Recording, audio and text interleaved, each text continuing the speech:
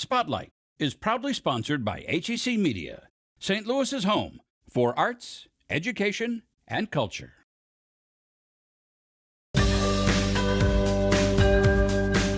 These are diverse women, and they've been equipped to make a difference. It was fascinating and horrible at once to watch. You can help in any way, shape, or form, and it's so easy.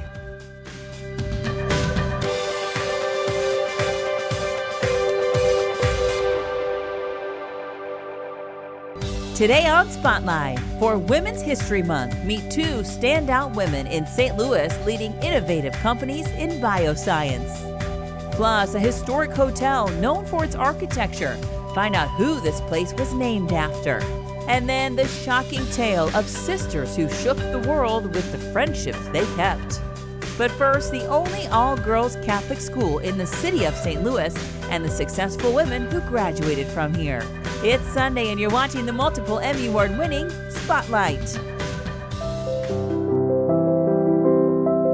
The pictures that line the walls inside Rosati-Kain High School tell the school's rich history, dating back to 1911. It's a history that speaks of dedication to all-female Catholic education, social justice, and diversity.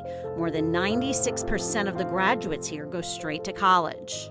The diversity is what makes it very special. It provides the arts and education unlike a lot of other high schools that just gives, these young women many opportunities. And I think they care about each person in a very special way. The School Sisters of Notre Dame and the Sisters of St. Joseph of Carondelet opened Rosati-Kain in 1911 at two sites in North and South St. Louis.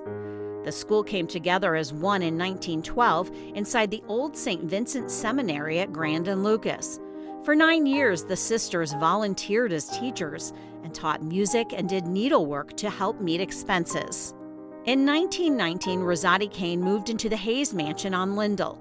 The mansion was later moved to Newstead Avenue, so a new 3-story Rosati-Kain High School could be built.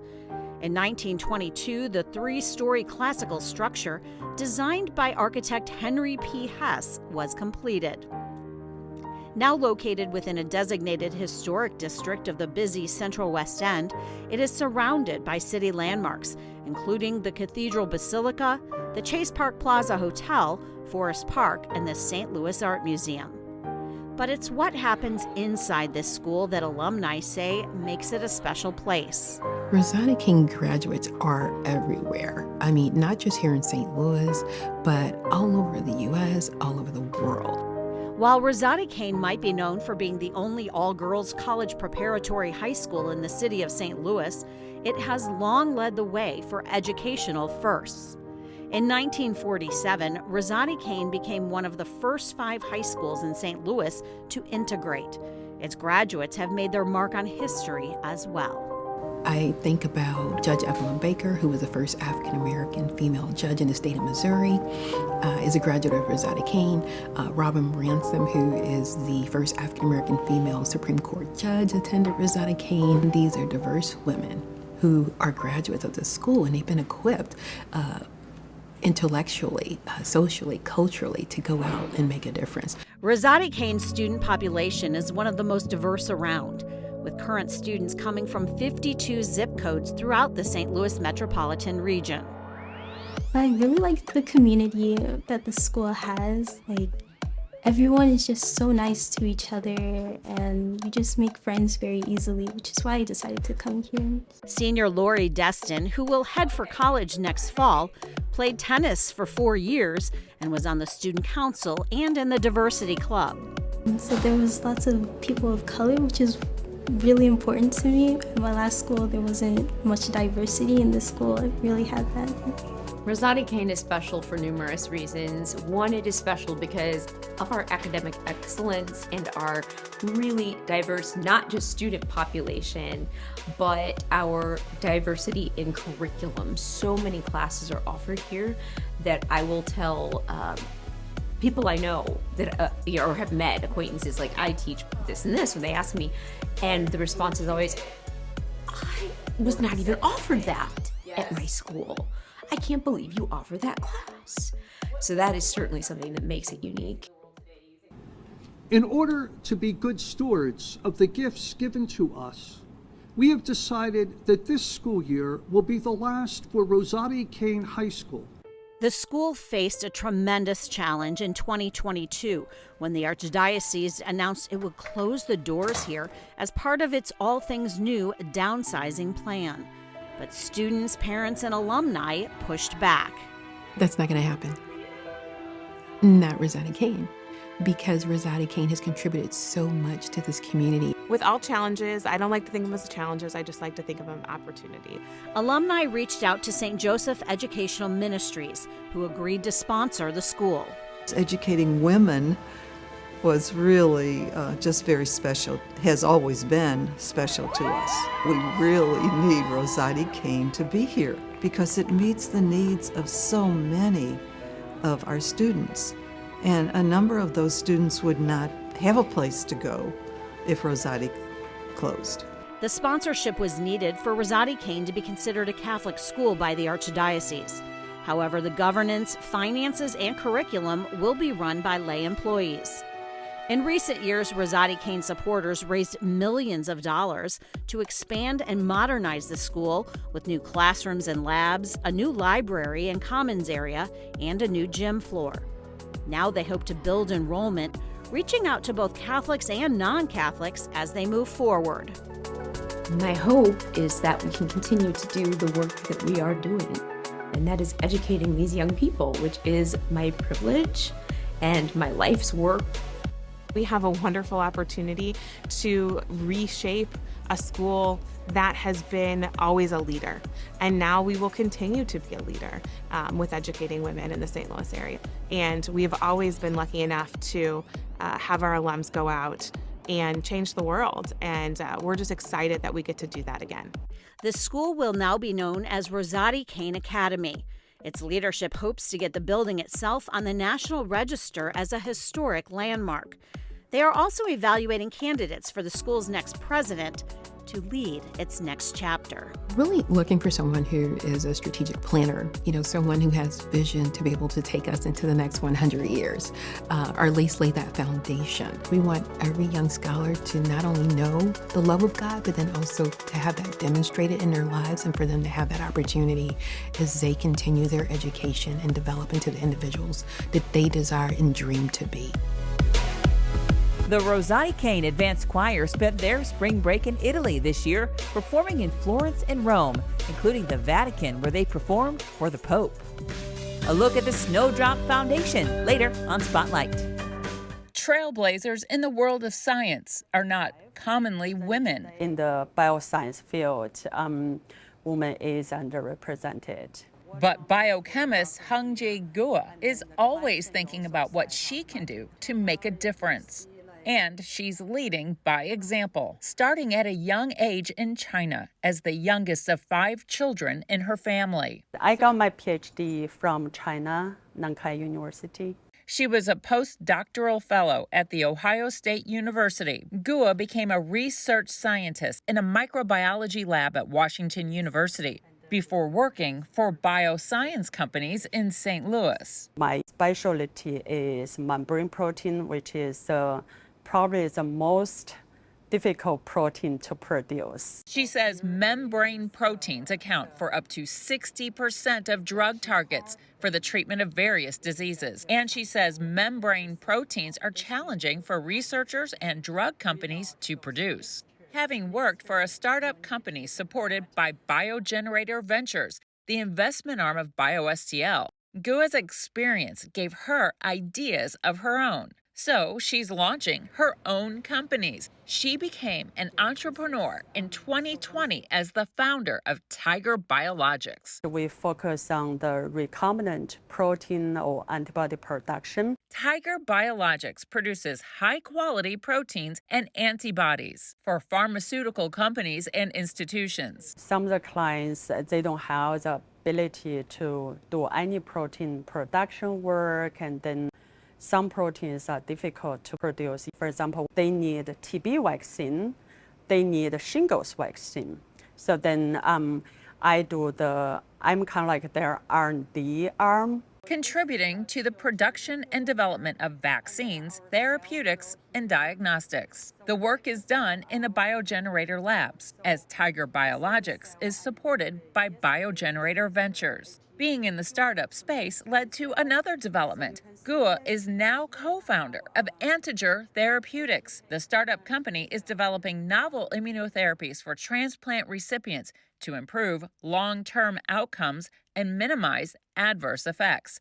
She says the biotechnology has wide applications. For people who have autoimmune disease, can also be applied in the cancer field, in the vaccine field. So the application of this protein will be huge. Women scientists leading groundbreaking companies may not be common, but she is certainly in good company. Microbiologist Mary Fernandez is co-founder and president of Solus Agrosciences. Fernandez is a veteran in the ag tech world who took the lead developing a novel idea supporting agriculture companies globally. What we really do is provide a one-stop shop for all of their research and development. So we can design plants, the new varieties of plants, we can develop plants and characterize those plants, and provide the output as a product to these innovators. With the support of Biogenerator and Solus co-founders, Fernandez has positioned this one-of-a-kind company for tremendous growth and success. And her passion, making this dream a reality, could have far-reaching benefits. All of the companies that we're helping, we hope will solve problems, whether it's food insecurity, whether it's access to medicines from plants, or fuel from plants, or fiber from plants. For the innovative women, leading by example is important for the generations to come.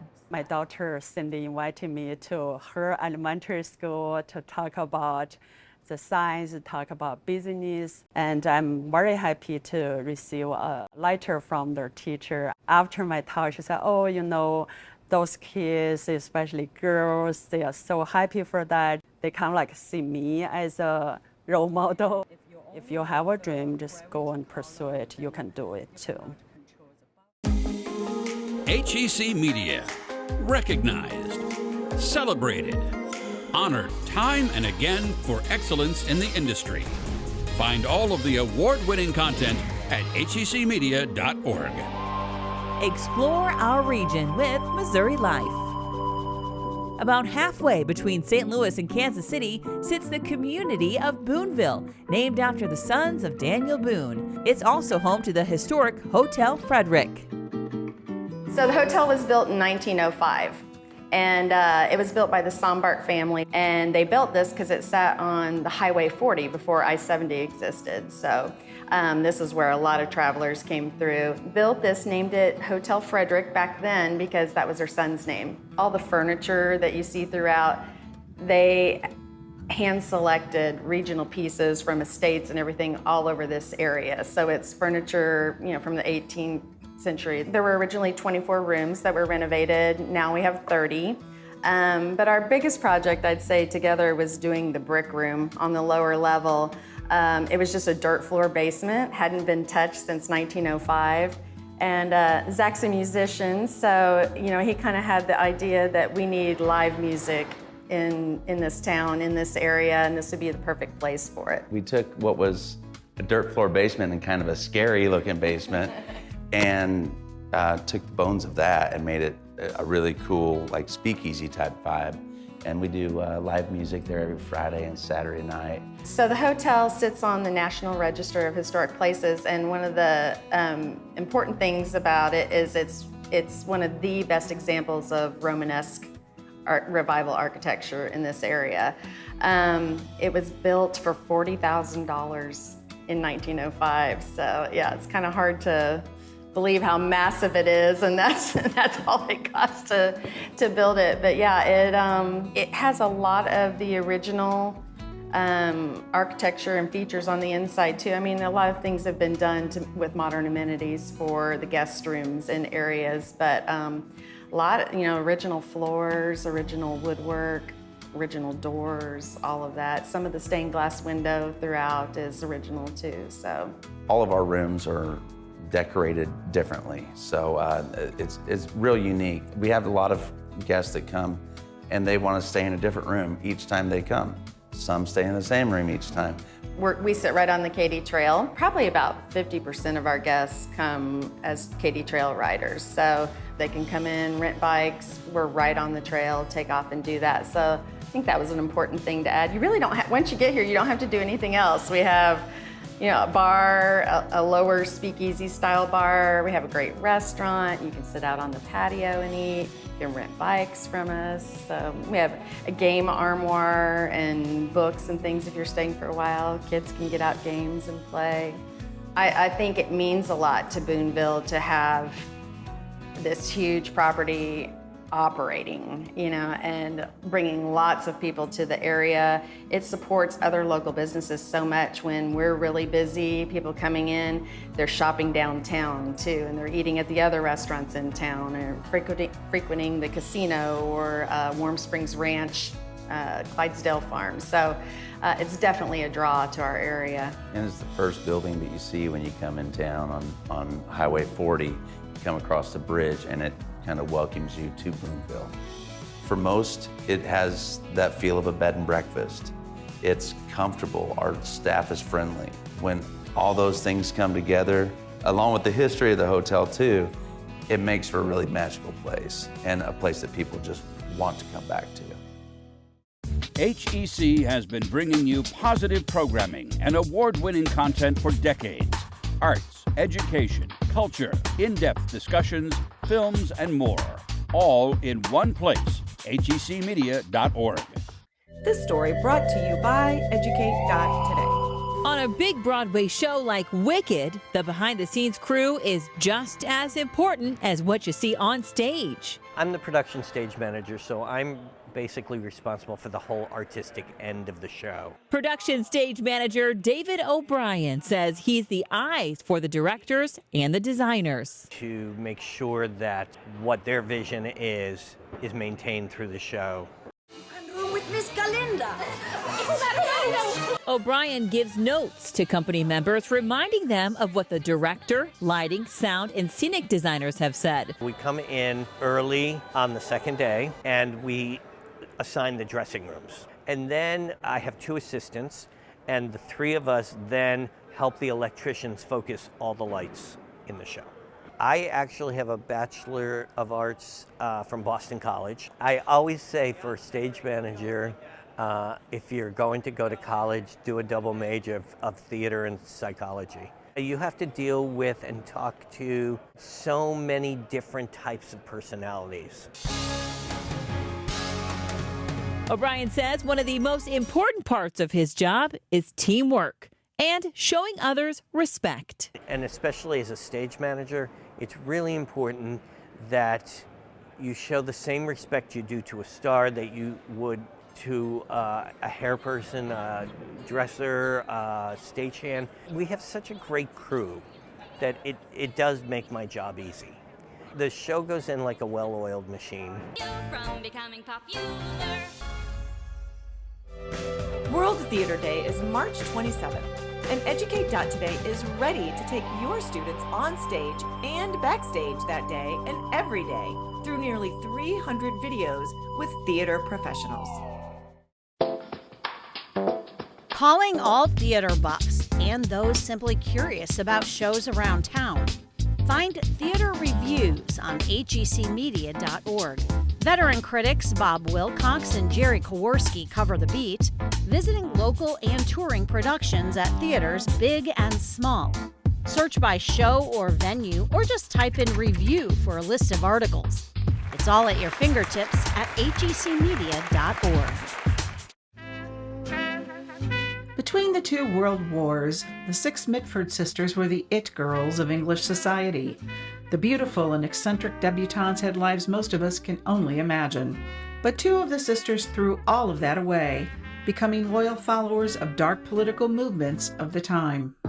At the outset, they found themselves to be fixtures on the society pages, but as time went on, they were fixtures in the headlines for very different reasons. Historical novelist Marie Benedict's book, The Mitford Affair, is a fascinating fictional account of the controversial decisions made by sisters Unity and Diana.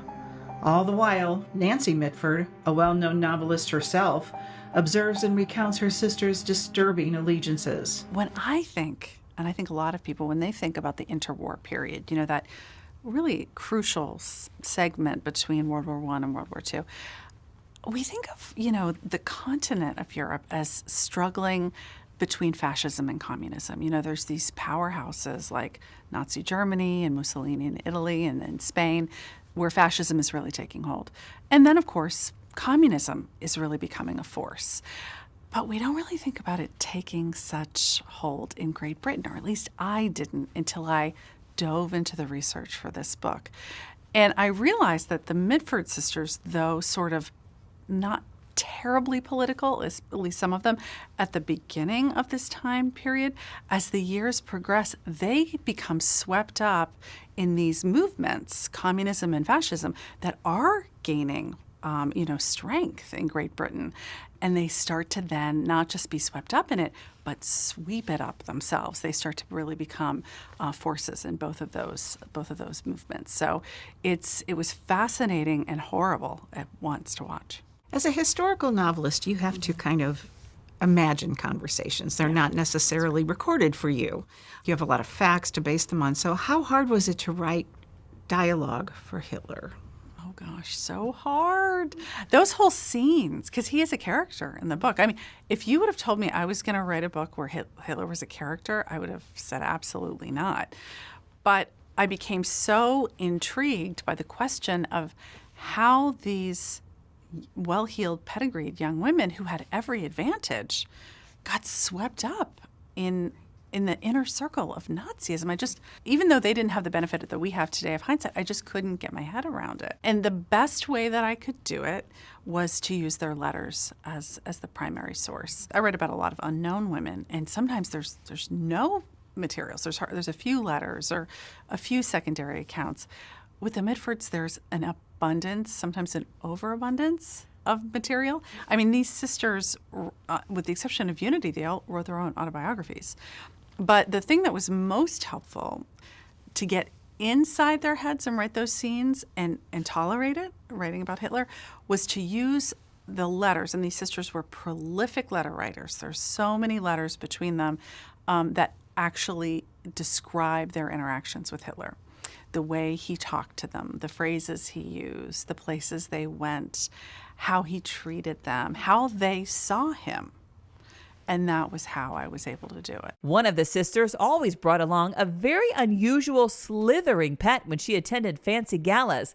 To hear that story and more, watch the full interview at hecmedia.org. Scan the QR code on your screen to follow us on Facebook, Twitter, or Instagram. The snowdrop is the hardiest flower in the world. It blooms when there's still ice on the ground. And when you meet a child with cancer, their will and spirit is indomitable. They have the strength to say, I'm going to beat this cancer. Snowdrop Foundation co-founder and St. Louis native Kevin Kline, nephew of actor Kevin Kline, got his start in radio more than 30 years ago, writing news at KMOX. Eventually, he left the area to work at radio stations all over the country. His final stop was at 93Q in Houston, where he spent 16 years as an on-air host. While there, he took part in a radio telethon, raising money for kids with cancer. That would change his course in life. It was an eye-opener when I saw these kids getting a potentially deadly disease through no fault of their own. I didn't know that kids got cancer until December 15th, 2005. It was on that day that Kline met a very special young lady. Her name was Chelsea. Snowdrop Foundation and our lives, Trisha's and my life, is all because of Chelsea from December 15th until today. And it will continue to be that way. Kline struck up a friendship with the teen and her family. It was then that he and his wife Trish formed the nonprofit Snowdrop Foundation as a gift for Chelsea's 16th birthday. It was a gift that she was able to see firsthand. But while everyone was hopeful that she'd pull through, sadly, Chelsea lost her battle with cancer in December 2006. A month later, Klein would run his first marathon in her honor. Snowdrop Foundation actually has taken on the persona that Chelsea had.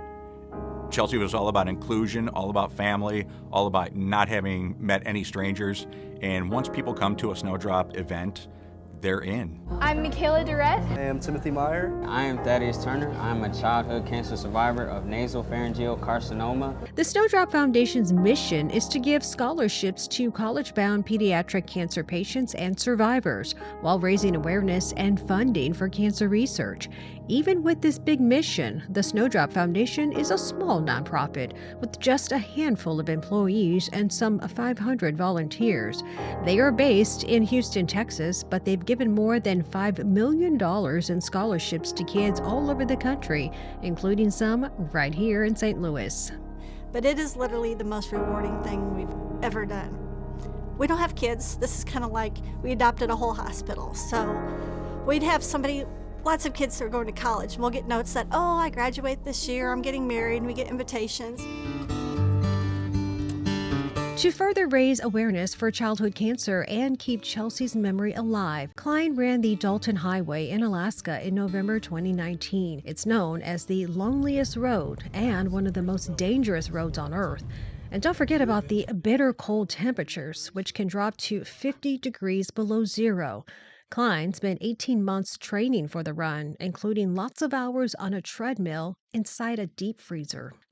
Oh, the whole purpose of Delivering Hope was to take names of pediatric cancer patients to the virtual top of the world, which is how they feel when they ring the end of their treatment bell. It was a big undertaking, and only one time during the run, 9 days, 304 miles, did I think that I was losing my life, and it scared me. It scared me big. Delivering Hope chronicles his preparation for the race and a friendship that was formed with a film crew. That crew would not let him give up, even when he felt physically he couldn't finish what he started, carrying the names of those fighting cancer and those who lost their fight with the disease. When a child passes away and we've followed their journey and we know their family, it's very discouraging. During the past couple of years, the documentary has picked up numerous awards all over the country. And in November 2022, Delivering Hope was screened at the St. Louis International Film Festival. It really showed us that we have a powerful movie, number one, and then number two, that it can affect people that don't even know us or that don't know Chelsea, and that's really what we want with the movie. We want people to see that there are these instances out there you can help in any way, shape, or form, and it's so easy. Next week, the Winter Spring Art exhibits at the Sheldon, plus a sport designed for people who are blind or have low sight. Thanks for watching Spotlight. Join us next Sunday at 9:30 a.m. on KPLR 11.